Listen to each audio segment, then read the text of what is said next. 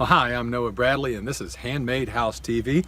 On this week's episode, I'd like to share with you a bit about something new in my life. I've got a well on my property.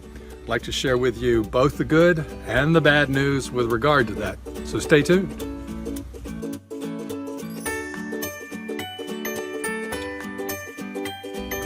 But yes, indeed, I do have a brand new well on my property. It's yet another step that we take in the process of achieving our home.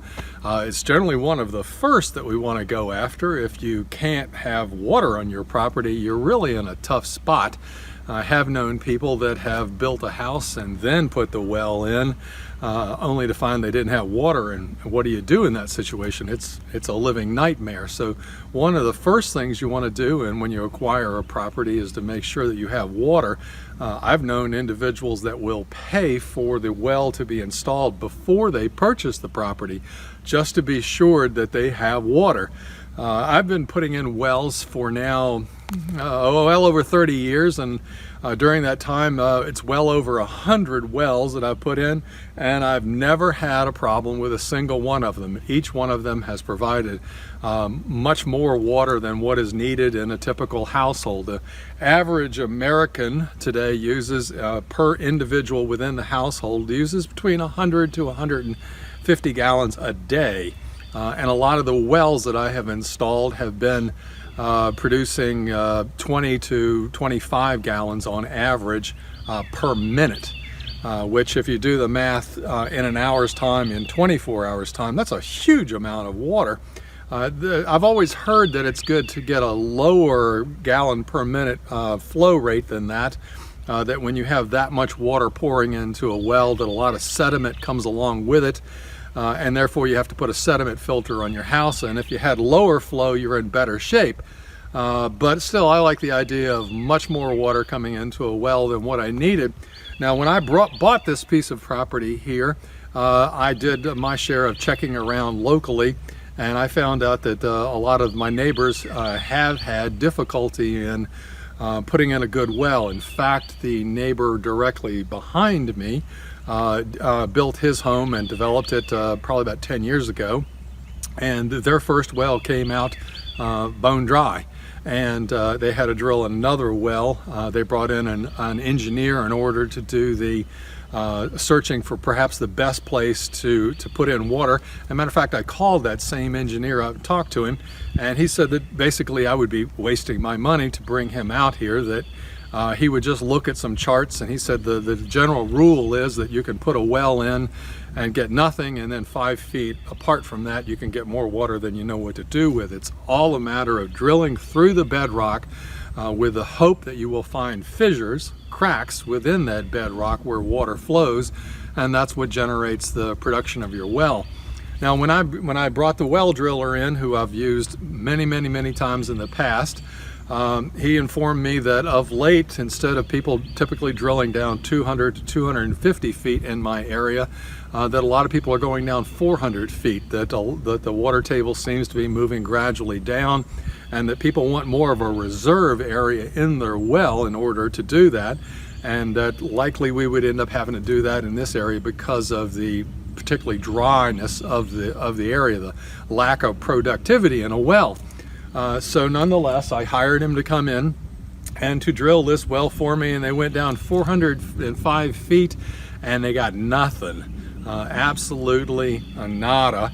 Well, actually, he said that there might be a trickle at the bottom that might give me a small fraction, a cup full per minute type flow rate, which is totally inadequate for a house. Now, if you go back in time 10 years ago, or before that, maybe 5 years ago before that, whenever someone would experience a problem and they would end up with a dry well, you took a loss. I mean, it's a major loss.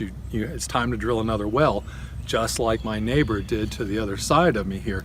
Now, this well per feet, with all the casing involved in it, all the drilling and everything, it cost me over $5,000 to install a dry hole in my yard.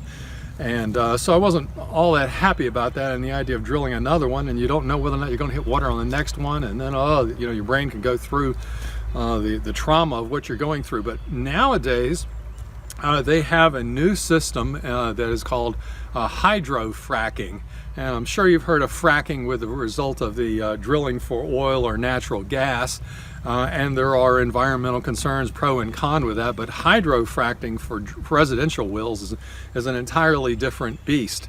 It's basically what it is that it applies a tremendous amount of water pressure within your well, with the idea of it finding fissures that might have been partially blocked through the drilling process, or that the hole might have gotten almost to it, or if there's a tiny little crack of it widening it because of the tremendous pressure involved in it. And basically what they do is they come in with this huge duo of trucks, one of them bringing in fresh water, and the other one bringing in, first of all, a unit that is lowered down into the well, and it's got a bladder on it that inflates heavily pressure-wise to hold it in place so it doesn't blow out the top.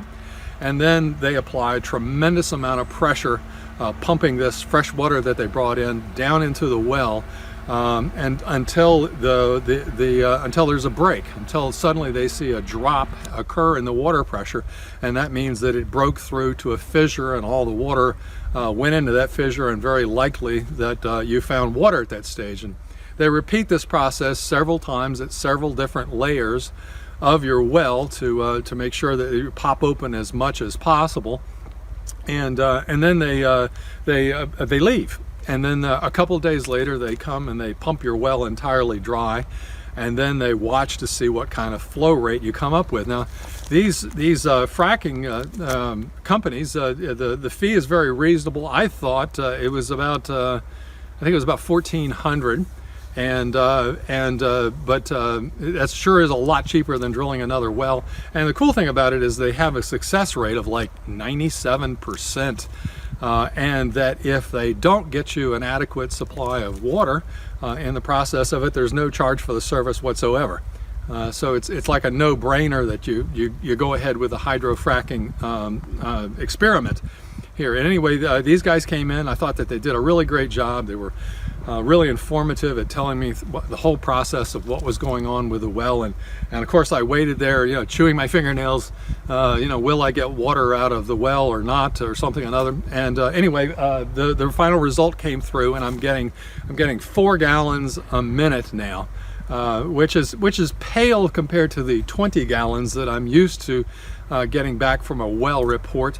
But nonetheless, if you do the math, if you do 4 gallons per minute, that works out to 240 per hour, and times 24, well, it's thousands is what it comes down to per day, which my household will use probably 300 or 400 gallons per day, which means that I have a well that's more than adequate for my needs, unless I really got into agriculture and wanted to water my crops or something or another. It is ironic that I have a lake frontage parcel of land, and one would think that you would immediately tap into water with a lake right next to you, and this is a lake designed to supply fresh water to the county, of all things. So there's a lot of environmental restrictions on it, no motorboats allowed on it and such as that. But nonetheless, that's not the way it works out. That basically when you're drilling a well, you go through the topsoil, and which is where any of the water that comes from rain or from the lake would get to, and then the well continues to drill through all the soil, the dirt, and any miscellaneous boulders until it hits basically bedrock. And from that bedrock up to the surface of the ground, you do a well casing is what it is, and the well casing is somehow glued or cemented to the top of the bedrock that is about 60 feet down, and that keeps any surface water from penetrating into your well, and so it ensures that all of the water you're getting is that water that's down within the bedrock of the earth, which is thousands of years old and sterile and clean and beautiful. So I can't wait to test the water. That'll come much later in the construction period, but I am excited. I now have an official operating well that will supply me with all the water that I need for my future home. Anyway, I hope you guys got something out of this. Hydrofracking is a wonderful solution if you have a well that is dry or not producing, and is going to save us all a lot of money and give us a much better lifestyle in the future. Anyway, you guys take care of yourself, and I'll see you next week on Handmade House TV. Before we go, I'd like to thank 5 new members of the Handmade House Guild. They are Michael Dick, Eric Keith, Richard Gallagher, Giovanni Chirelli, and John Bell. Thank you guys for joining the Guild and for all your kind words about the content that's in there, including the all-new Stonemason Academy. So until next week, you guys take care. We'll see you then.